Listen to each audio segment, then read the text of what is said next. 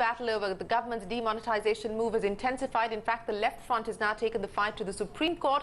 The CPIM General Secretary Sitaram Yechuri has now filed a petition in the Supreme Court challenging the government's demonetisation scheme. Ashok Bagriya joins us now with the details. Ashok, there are several petitions that have been filed across the high courts. The matter is currently being heard by the Supreme Court. In fact, just today, the Attorney General was presenting the government's case in that matter.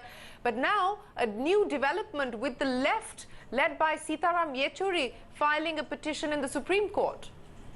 Yes, Shireen. In fact, the petitions are pending in not just the high courts, but also in the Supreme Court. And it looks like that the battle has spilled over from the parliament to the courts now. Now, in the last few days, the opposition, which includes the left parties, have been trying to corner the government, and specifically the Prime Minister Modi, on the issue of demonetisation scheme.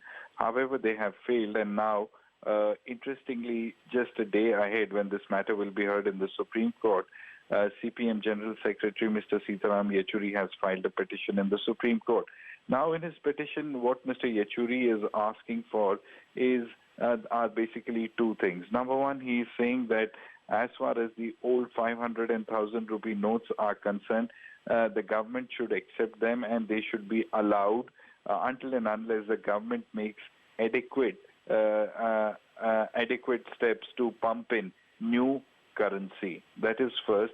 Secondly, he's also saying that the demonetisation scheme, as it is affecting the poor, the government must spell out what steps are they taking to tide over the situation that is panning out across the country. And moreover, Mr. Yechuri has also hit out the government scheme by saying that the black money which the government seeks to target by this scheme will not be targeted because only 5 to 6% of the black money is held by people in hard cash. Rest of the black money is in the shape of real estate investments or bullion investments. All right, Ashok.